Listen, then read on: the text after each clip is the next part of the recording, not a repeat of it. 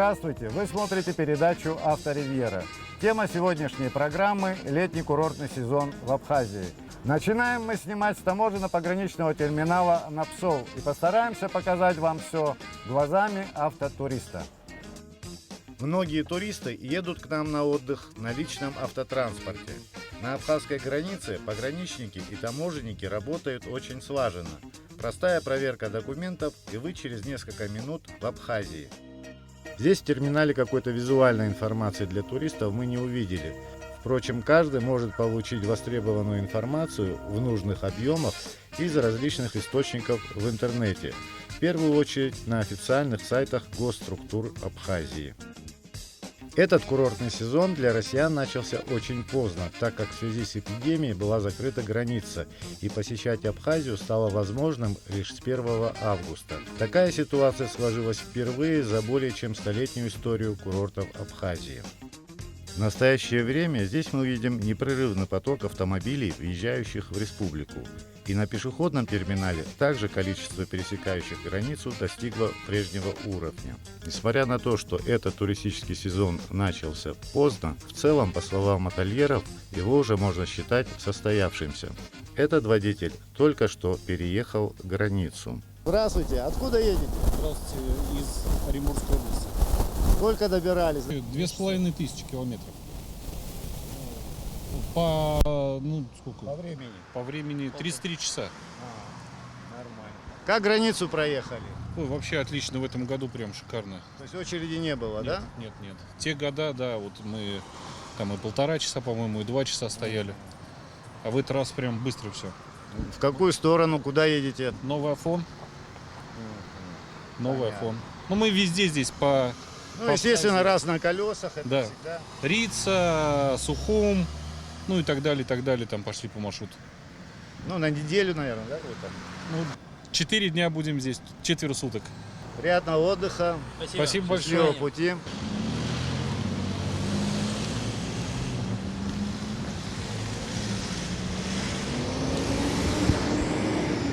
В связи с многочисленными туристами, приезжающими в Абхазию, увеличивается интенсивность движения на дорогах. Значительно увеличиваются пассажирские перевозки и грузоперевозки. От границы мы поедем через город Гагра, затем по Рицинскому ущелью к озеру Рица. Всего 77 километров. Это самый популярный маршрут из всего многообразия экскурсионных направлений. Можно сказать, классика. Мы едем по Сухумскому шоссе. В стороне от нас остаются населенные пункты Гичрипш и Цандрипш. Движемся в направлении города Гагра. Вот здесь извилистая дорога, крутой поворот, но он обозначен. К сожалению, не везде извилистая дорога и затяжные повороты обозначены. А вот участки дорог, которые ползут в сторону обрыва. Проезжать по ним очень неприятно, особенно если попадаешь на высокой скорости на вот такой поврежденный участок. Все пытаются его объехать, и если на скорости попасть на такой ползневой участок, автомобиль может изменить свое направление. Поскольку наша передача выкладывается на YouTube и ее могут смотреть потенциальные автотуристы, мы даем общую информацию. На всем протяжении автотрассы от границы Псол до Ингур довольно-таки много современных автозаправочных станций. Горючее, как правило, вполне нормального качества. Также достаточно мест общепита. Вот знак, населенный пункт, город Гагра. В городе Гагра уже много туристов, в частности, автотуристов, которые нас больше сегодня интересуют. Эти джипы стоят в ожидании своих туристов, желающих посетить труднодоступные маршруты. На всем протяжении автотрассы от границы Псол до Ингур довольно-таки много современных автозаправочных станций. Горючее, как правило, вполне нормального качества. Также достаточно мест общепита. Вот знак, населенный пункт, город Гагра. В городе Гагра уже много туристов, в частности автотуристов, которые нас больше сегодня интересуют. В Гагре туристический сезон уже в разгаре. Это можно увидеть и по номерам регионов на автомобилях, да и просто на дороге много отдыхающих. В городе Гагра мы проведем небольшой опрос среди автотуристов. Здравствуйте, вы откуда приехали? Российская Федерация, город Саратов. Сколько отдыхаете здесь? Неделю. Как проходит отдых? Отлично. Как вот дорожная ситуация в городе Гагра? Ну, вообще по Абхазии, наверное, вы ездите. Ну, дороги хорошие, да, у вас двигаться можно. Люди хорошие. Пропускаешь, спасибо говорят. Тоже меня пропускают. Нормальные люди, все. Вот это вот, что период у нас вот летний курортный период проходит вот впервые, по-моему, в такое время, когда эпидемия коронавируса, это вот не экстремально, как вы считаете? Да нет, ничего страшного. Во всем мире как-то люди не переживают, я думаю, куда хотят ехать, туда едут. Так что все прекрасно. Где успели побывать уже?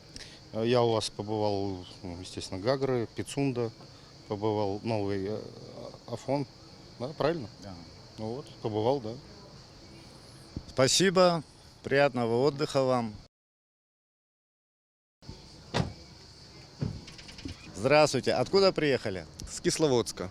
Где сегодня успели побывать? Да вот только приехали, вот только сейчас сюда приехали в Гагры. Пока сейчас только начинаем ехать по побережью. По всему Сахумскому шоссе будем ехать. Планируете сколько дней отдыхать?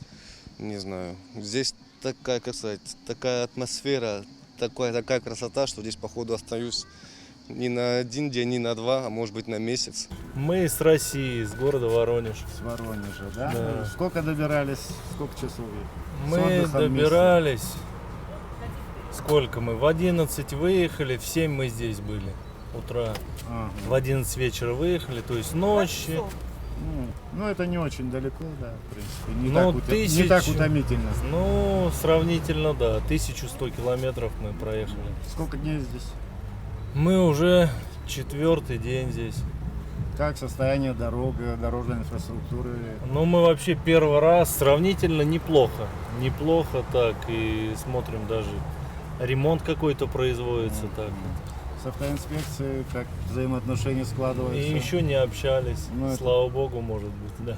Ну, это всегда хорошо. Так нравится вообще здесь, мы в восторге. В восторге. И так, в принципе, и по дорогам смотрю, более-менее вежливый, все. Бензин как вам? Бензин очень нравится, дешевле, чем у нас. Вот. Ну, приятного вам отдыха, спасибо. Мы с Тольятти приехали. Сколько добирались так в целом вместе с отдыхом? Но мы до Сочи доехали за 2 дня. Море чистое, да. А так в целом дороги, все так нормально? Да, шикарные, никаких пробок, ничего, едешь, кайфуешь. В столице не были? Нет, мы доехали до Пицунды только. Ладно, спасибо, Уф. Да, спасибо большое, Агата. Приятного отдыха. В Гагре замечательно, но Авторивьера должна продолжить движение по намеченному маршруту к озеру Рица. Мы проедем через город Гагру, не поехали через объездную дорогу. Лучше посмотреть, как обстоят дела на дороге через сам город. Вдоль дорог припарковано множество автомобилей из различных регионов России. Уже довольно-таки много отдыхающих в городе Гагра. Это заметно невооруженным глазом. На дороге, идущей через город Гагра, скорость движения невелика. Тут доходит и до 20 километров в час. В общем, здесь всегда в летний период 30-40 километров – это средняя скорость, учитывая загруженность этой дороги. Если ехать куда-то подальше, то, конечно, лучше поехать через объездную. Эта дорога поживописнее через сам город. Туристу есть на что посмотреть, но скорость движения вот такая вот. 30-40 километров в час. От Псов мы проехали 26 километров. Это вот примерно центр города Гагры. Вот указатель на Сухум. Протяженность пути 80 километров. В общем-то, весь город расположен вдоль дороги, но дорога, в общем-то, протяженная, довольно-таки длинная.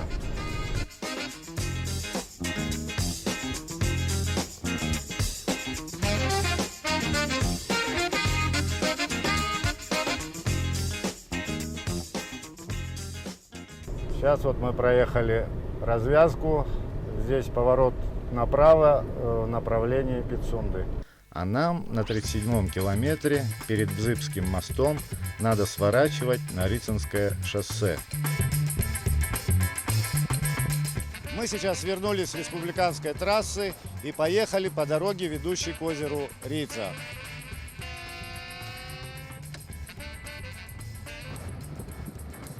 Авторивьера периодически обследует многие маршруты в летний и зимний периоды. В этот раз нас больше всего интересует интенсивность экскурсионных поездок. Какой поток туристов посещает в настоящее время Рицинский национальный парк? С каждым годом здесь улучшается дорожная инфраструктура. Регулярно проводятся ремонтные работы дорог и мостов. В опасных от камнепада участках возводятся защитные стены. Устанавливаются различные указатели и дорожные знаки. Также стало больше объектов для отдыха и досуга. Все это способствует безопасному и комфортному отдыху. Мы наблюдаем довольно-таки интенсивное движение различных автобусов и джипов, перевозящих отдыхающих. А также здесь многочисленные автотуристы на личном автотранспорте. И это один из самых посещаемых маршрутов в Абхазии. Дорога от основного шоссе до озера Рица имеет протяженность 40 километров. И весь этот путь сам по себе является ярчайшим туристическим объектом. Коротко расскажу о дороге и об основных достопримечательностях. А затем эти объекты мы покажем, как говорится, во всей красе. Дорогу здесь строили с 1932 по 1936 год. Позже, в 1948 году, в связи со строительством государственной дачи, дорогу протянули до Аватхары. Из-за сложного рельефа здесь потребовалось проложить множество мостов и тоннелей. Шоссе проходит вдоль реки Бзыбь, потом вдоль притока Бзыби реки Гега. В Гегу впадает река Юбшара, и дорога тянется вдоль этой реки по глубокому ущелью по краю высоких откосов. Если свернуть влево с этой дороги и проехать несколько километров, вы можете посетить невероятно красивый Гегский водопад, протекающий из глубины скалы. Вдоль всей дороги красивые леса, поросшие густым мхом, и самшитовые заросли. Это извилистая дорога с множеством спусков и подъемов. Само озеро расположено на высоте 950 метров. Мы подъехали к контрольно-пропускному пункту Рицинского национального парка. Здесь вы можете ознакомиться с различной информацией, касающейся этого маршрута. Едем по Рицинскому шоссе. Мы подъехали к Голубому озеру, сейчас мы здесь делаем остановку.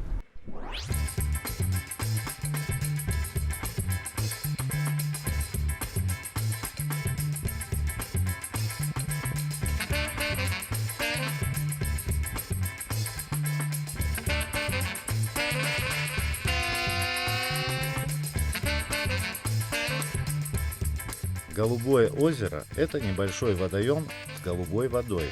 Его глубина 49 метров. Вода приобретает такой цвет из-за большого количества растворенных горных пород. Здесь же над рекой Бзыбь протянута, как называют ее в народе, тарзанка. Ее длина 800 метров. Я думаю, у тех, кто пролетел на тарзанке над этой рекой, остаются незабываемые впечатления.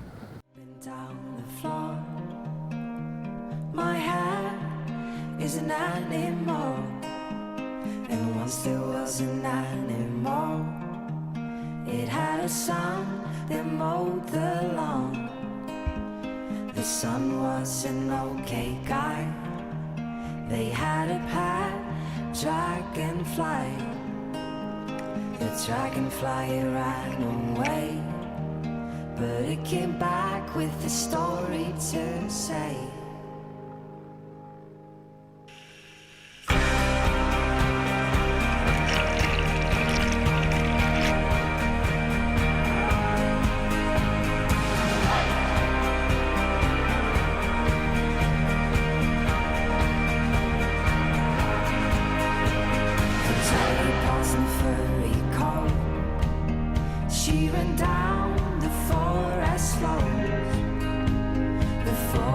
crystal talking trees.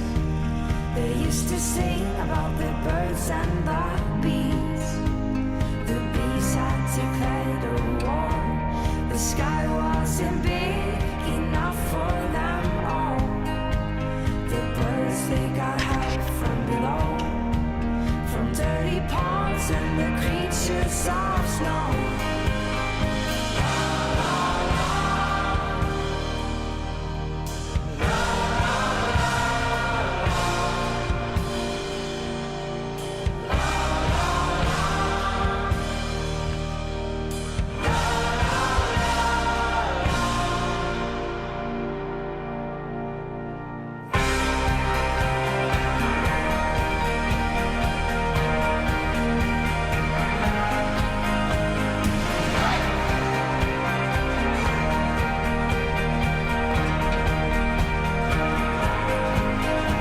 So for a while things were cold. They were scared down in their homes. The forest that once was green was colored black by those killing machines. But she and her furry Перед нами Юбшарские ворота. Величественные стены из камня завораживают.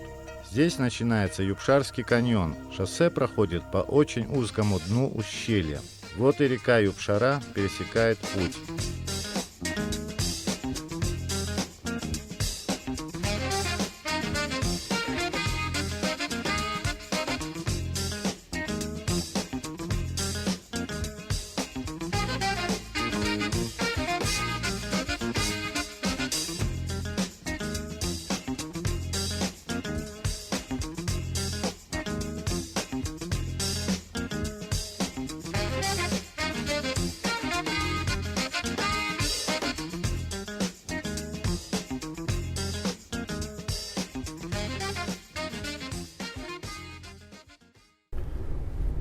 Вот мы подъехали к озеру Рица. Здесь теперь проблема припарковать где-нибудь свой автомобиль. Рица расположена между горами на высоте 950 метров, в 40 километрах от основного шоссе. Рица удивительна по своей красоте. Берега озера крутые и покрыты густым лесом с высокими хвойными деревьями. На вершинах гор даже летом лежит снег. Ну а зимой здесь все заснежено глубоким снегом, и озеро бывает покрывается ледяным панцирем. Не дожидаясь зимы, мы вам покажем и зимнюю Рицу. Ролик подготовлен нами прошлой зимой.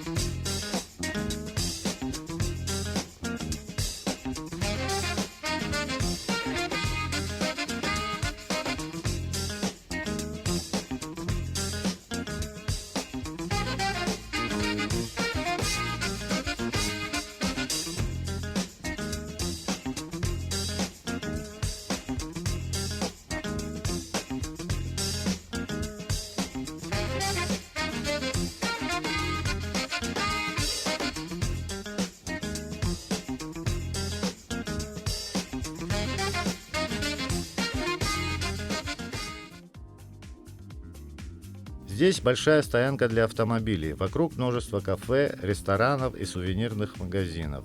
На этом озере разрешается плыть только на катамаранах или на лодках с электрическими двигателями. А вот этот небольшой катер оснащен еще и солнечными батареями.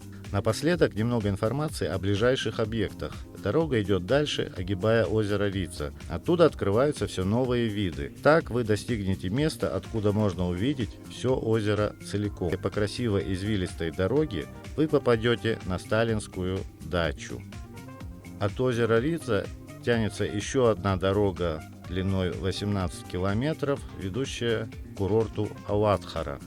Он расположен на высоте 1600 метров. Ауатхара знаменита своими минеральными источниками и красивыми озерами. Но это уже тема для другой передачи. По пути мы видели довольно-таки интенсивное движение различных экскурсионных автобусов и джипов. На всех объектах и на озере Рица мы наблюдаем большое количество туристов. Несмотря на наши опасения, мы здесь увидели привычную для этого времени года картину. Летний сезон набирает обороты.